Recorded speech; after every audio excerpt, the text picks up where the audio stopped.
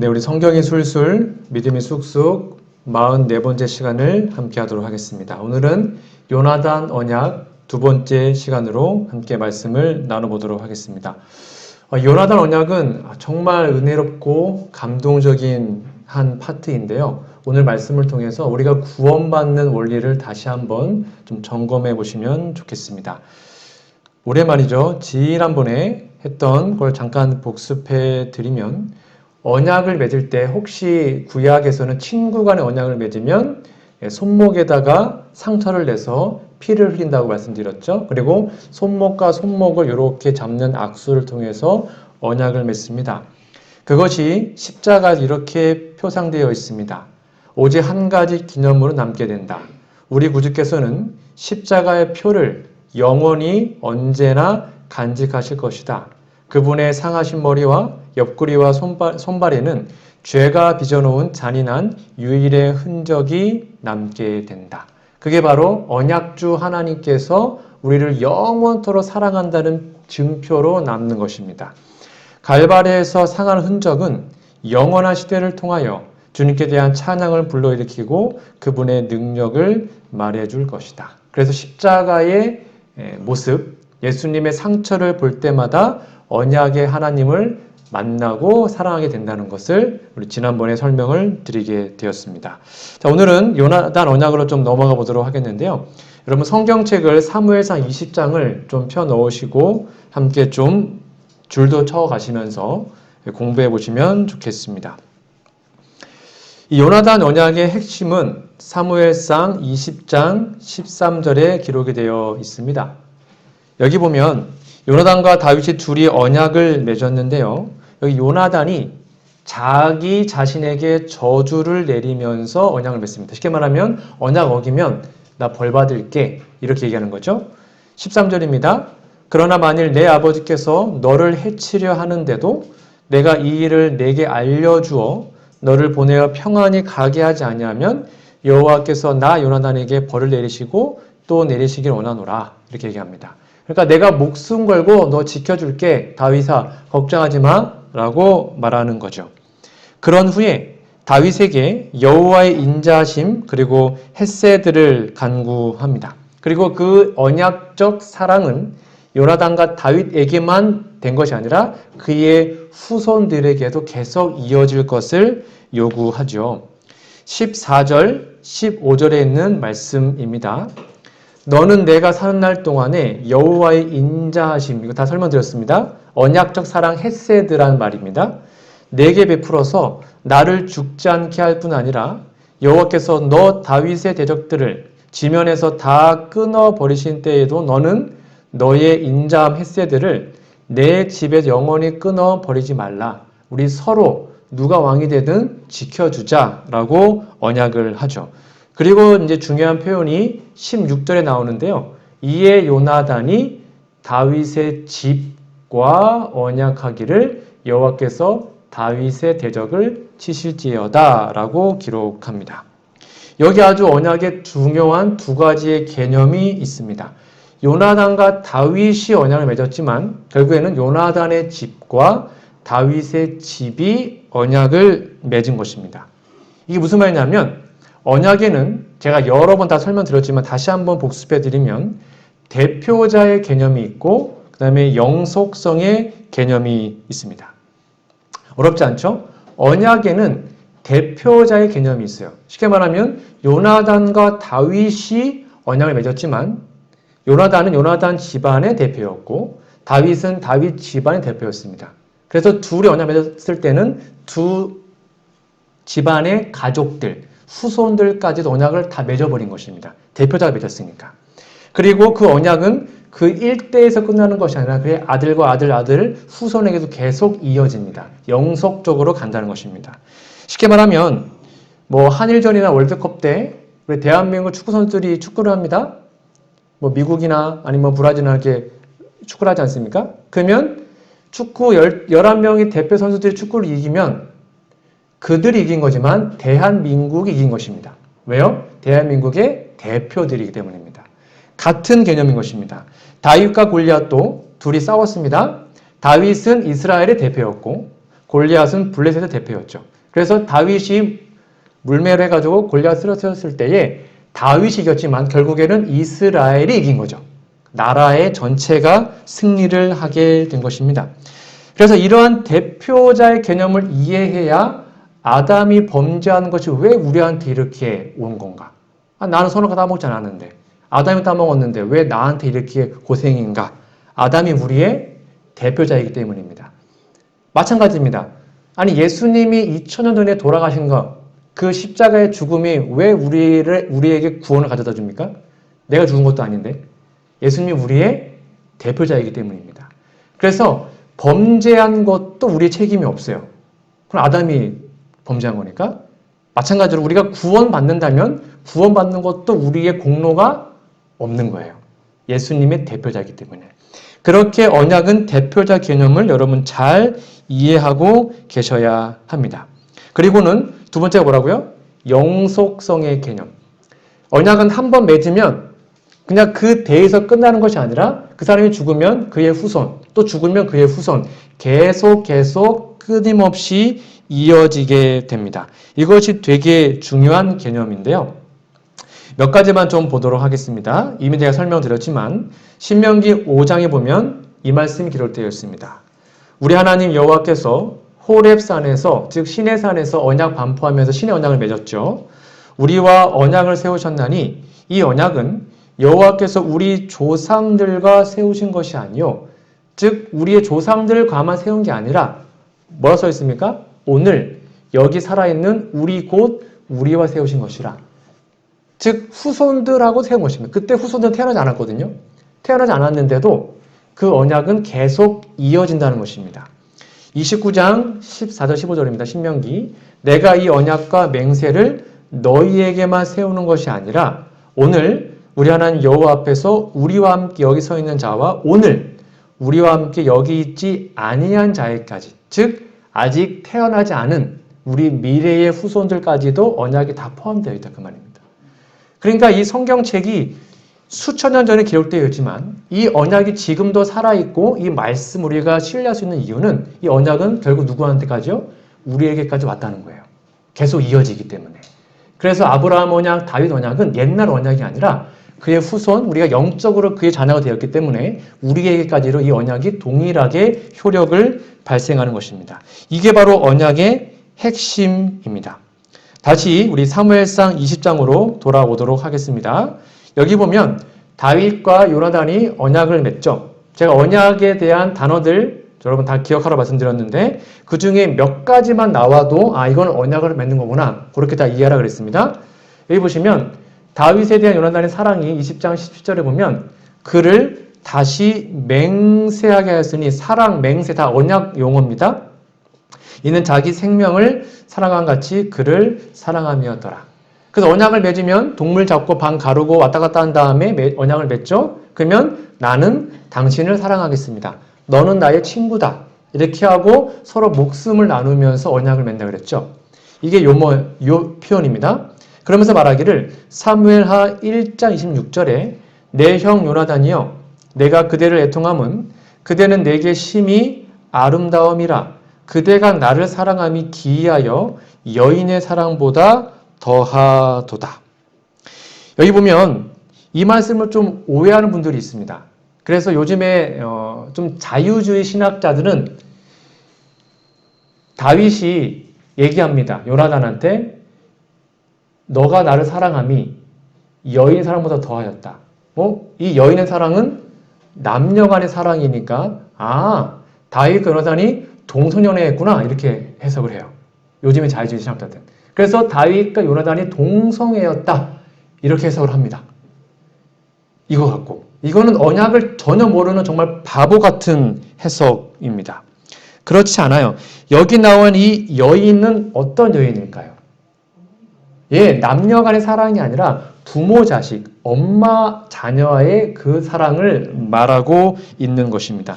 그러니까 언약을 오해하면 동성애다 이렇게 말도 안 되는 해석을 하게 되죠.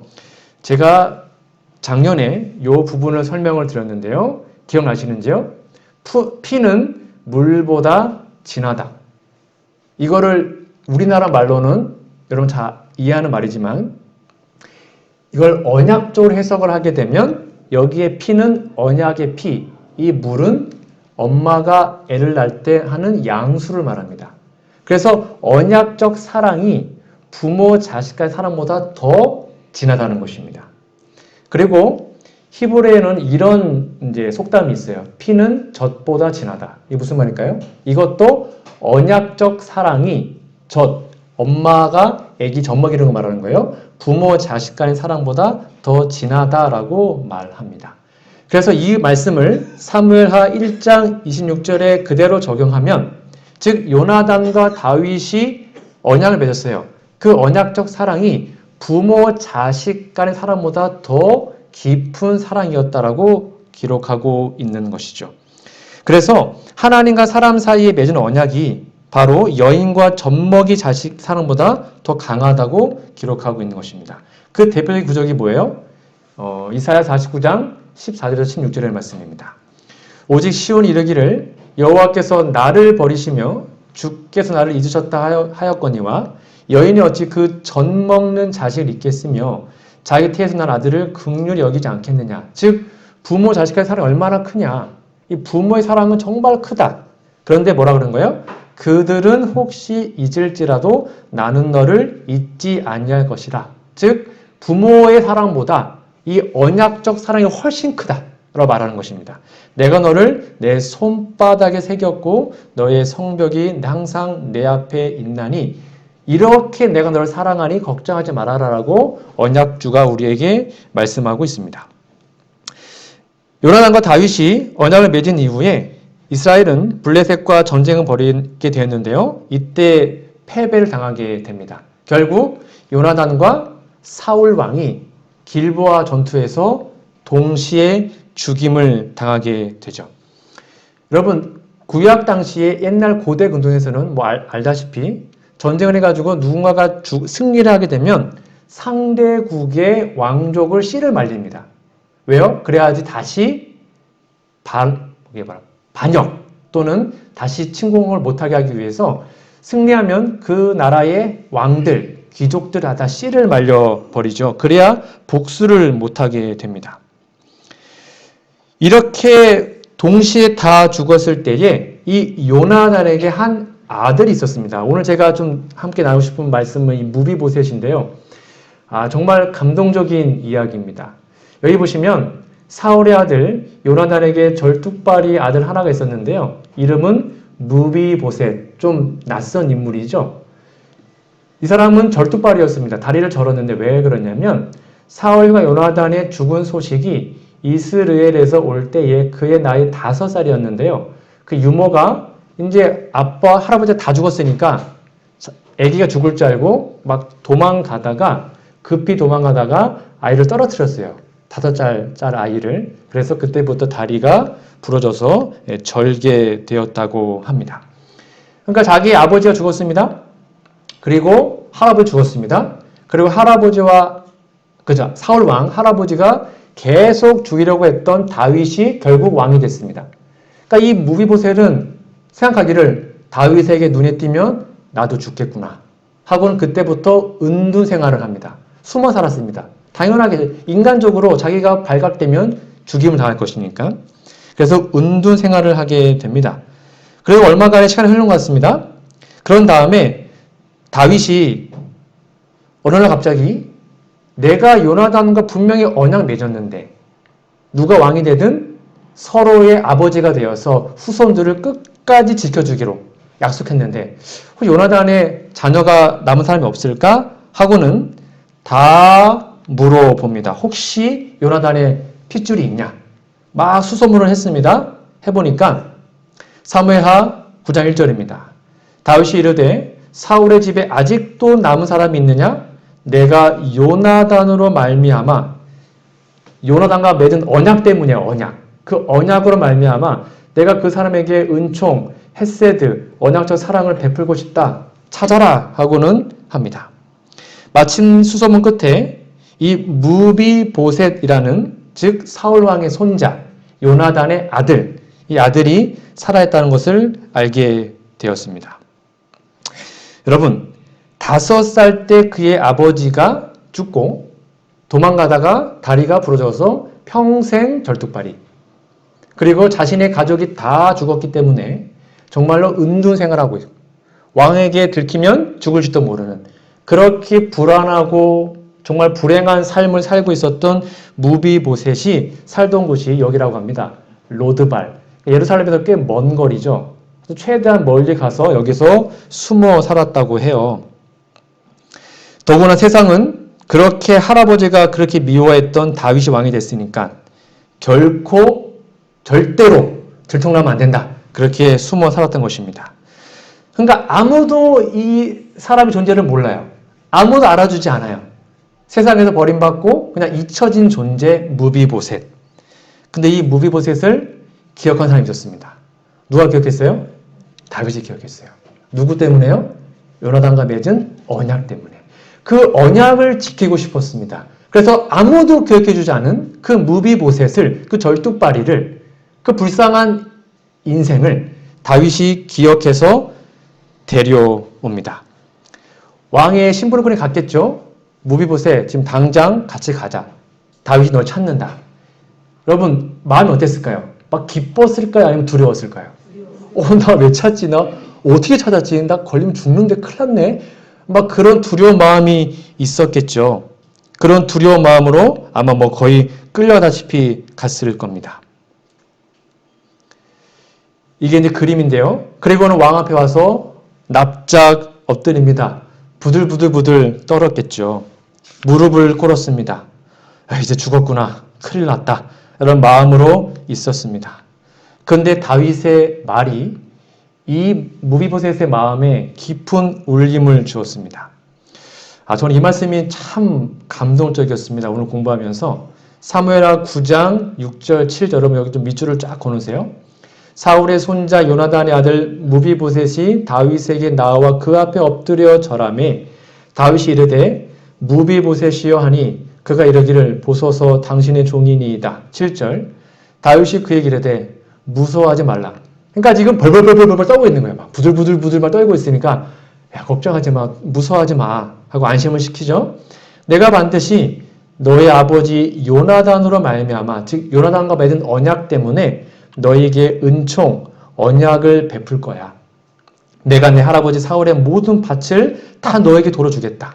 또 너는 항상 내 앞에서, 내 상에서 떡을 먹게 될 거다라고 얘기를 하게 됩니다. 이제 죽은 줄 알고 벌벌 떨고 있는데 다윗이 재산 다 준다 그러죠. 너 이제 내 아들이다. 같이 먹자. 같이 살자 이러니까 어안이 벙벙해졌습니다. 아니 도무지 이해가 되지 않았습니다. 나 지금 시험하는 건가? 이게 말이 안 되는데 왜 날 안 죽이지? 그러면서 이렇게 얘기를 하죠. 8절입니다. 저가 절하여 가로되 아니 이 종이 무엇이건데 왕께서 죽은 개 같은 나를 이스라엘은 개를 아주 부정한 짐승을 여겼습니다. 정말 이렇게 미천한 저를 왜 돌아보십니까? 이러시면 안 되지 않습니까? 이렇게 말했을 때에 다윗이 대답합니다. 내가 너를 부른 것은 오래전에 너희 아버지와 언약을 맺었다. 너희 아버지가 나를 여러 번 살려줬다. 그래서 누가 왕이 되든 후손들을, 자녀들을 각자가 아버지처럼 끝까지 책임지고 키워주고 사랑해주기로 언약을 맺었다. 내가 너의 아버지와 맺은 언약 때문에 너를 아들로 삼고 너에게 모든 것을 주겠다. 이렇게 얘기를 하게 됩니다. 이때 무비보셋의 반응은 둘 중에 하나입니다. 믿고 아들이 되든지 아니면 말도 안 돼요 하고는 다시 집으로 돌아가서 은둔 생활을 하든지 둘 중에 하나입니다. 여러분은 어떻게 하시겠습니까? 믿으면 왕의 아들이 되는 것입니다. 이 제안을 거절하면 다시 그냥 그지가 돼가지고 숨어 사는 것입니다. 여러분들은 어떠한 선택을 하시겠습니까? 이때까지만 해도 이 무비보셋이요 다윗을 좋아했을까요? 아니면 좀 별로라 생각했을까요? 오해했었거든요. 여기 이렇게 나와 있습니다. 부전지자 713페이지 보면 무비보셋은 다윗의 원수들의 보고를 통해서 쉽게 말하면 잘못된 여론이죠. 그걸 통해서 다윗이 왕위의 찬탈자라는 강력한 편견을 품고 있었어요. 그러니까 다윗을 신뢰하지 않았어요. 그러나 왕이 그를 관대하고 정중하게 영접해주고 끊임없이 친절을 베풀어주자 이 젊은이의 마음은 감동을 받아 그는 다윗을 아버지 요나단처럼 열렬히 사랑하게 되어 자기 이해관계가 하나님께서 택하신 왕의 이해관계와 하나임을 느꼈다. 그러니까 지금 이 순간, 지금 바로 선택해야 되거든요. 이때는 아직 다윗을 온전히 신뢰하지 않았어요. 아직도 편견이 있었어요. 그럼에도 불구하고 이 무비보셋은 다윗의 말을 믿기로 그 제안을 받아들이기로 결심을 합니다. 그러자 단 한순간에 거지였고 떠돌이였고 정말 아무것도 아닌 그의 인생이 단 한순간에 뭐로 바뀐 거예요? 왕자로, 왕의 아들로 신분이 바뀐 것입니다. 한 게 있어요? 없어요? 아무것도 없어요. 그냥 그의 아버지의 언약 때문에 자신의 아버지에 맺은 그 언약의 덕분으로 이 무비보셋은 왕의 아들이 될 수 있었던 겁니다. 이게 구원의 핵심이에요. 우리의 신앙도 마찬가지입니다. 우리가 위대한 하나님의 언약을 믿으면 그 언약 때문에 우리는 하나님의 자녀가 되고 하늘에 가는 것입니다. 우리가 잘났기 때문이 아니에요. 그 언약을 믿음으로 받아들이면 그 순간 우리는 하나님의 자녀가 되는 거예요. 시대소망 834페이지입니다. 제가 이거 여러 번 말씀드렸죠? 땅의 기초가 놓이기 전에 잘 보셔야 합니다. 아버지와 아들은 이미 합의했습니다. 인류가 사단에게 정복당하게 될 경우에 인류를 구속하시기로 언약을 세우셨습니다. 그들은 손을 굳게 잡으시고 그리스도께서 인류를 위하여 보증인이 될 것이라는 엄숙한 언약을 하셨죠. 이 언약을 그리스도께서 성취시켰습니다. 이게 바로 창세전 언약입니다. 즉 우리가 태어나기도 전에 이미 우리의 대표자이신 우리의 보증인이신 예수님이 하나님 언약을 세우셨습니다. 인류가 죄를 지어도 나를 믿으면 내가 대신 죽을 거니까 나의 계속적 죽음으로 그 사람을 구원해 주십시오. 이거 이미 합의된 언약입니다. 이 언약을 우리가 믿음으로 받아들이면 그 순간 우리는 죄인의 신분에서 마귀의 자식에서 하나님의 자녀로 신분이 바뀌어버려요. 그게 곧 구원이고 핵심인 것입니다. 무비보셋은 그것을 받아들인 것이죠. 그래서 성경은 이렇게 우리가 하나님을 잘 믿으면 우리에게 구원의 옷을 준다고 기록합니다. 이사야 61장 10절 좀 같이 읽어볼까요? 시작. 내가 여호와로 말미암아 크게 기뻐하며 내 영혼이 나의 하나님으로 말미암아 즐거워하리니 이는 그가 구원의 옷을 내게 입히시며 공의의 겉옷을 내게 더하심이 신랑이 사모를 쓰며 신부가 자기 보석으로 단장감 같게 하셨음이니라. 여기 보니까 구원의 옷을 입혀준다는 것입니다. 그렇게 무비보셋이 네, 제가 다윗 왕의 뜻대로 하겠습니다 라고 결심을 하자 명령을 내립니다. 한번 상상해 보겠습니다. 여봐라, 좋은 옷 좀 하나 가져오거라 했습니다. 근데 신하 한 명이 아직 한 번도 안 입은 새 옷을 가져왔습니다. 아니다. 그거 말고 좋은 옷, 내가 정말 아끼는 옷 있지 않냐? 또 한 신하가 막 금속이 달려있는 비싼 옷을 가져왔습니다. 아니, 그거 말고 내가 정말 아끼는 옷 있지 않냐? 그러자 마침내 또 다른 신하가 달려가서 옷을 가져옵니다. 그 옷을 보더니 다윗 얼굴이 환해졌습니다. 그래, 바로 그곳이다. 내가 정말 아끼는 옷, 이 옷을 이 무비보셋에게 입혀주어라. 그 옷이 무엇이었을까요? 요나단이 벗어준 옷이었습니다. 그 옷을 다시 아들에게 준 겁니다. 보십시오. 사무엘상 18장 4절에 보면 이거 다 저희가 다 공부했습니다. 요나단이 다윗과 언약 맺을 때에 요나단이 자기가 입었던 겉옷을, 왕자의 옷이었죠. 그 겉옷을 벗어서 다윗에게 주었습니다. 신분을 바꾼 거 제가 설명드렸습니다. 그리고 그 겉옷을 다윗은 정말로 아끼고 보물처럼 여겼겠죠.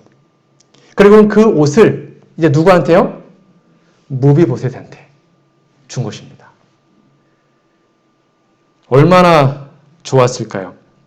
요나단과 언약 맺었을 때에 요나단이 벗어놓은 그 언약의 옷을 이제 다윗은 요나단의 아들에게 입혀준 것입니다. 그러면서 말합니다. 이제 너는 내 아들이다. 넌 이제 왕자다. 왕의 식탁에서 나와 함께 먹을 것이다. 누가복음 15장에서도 탕자의 비유가 나오지 않습니까? 그 탕자가 돌아왔을 때에 그 아버지가 가장 먼저 한 것이 뭐였어요? 아버지는 종들에게 이르되 제일 좋은 옷을 내어다가 입혀라 이렇게 했습니다. 이 옷이 어떤 옷이었을까요?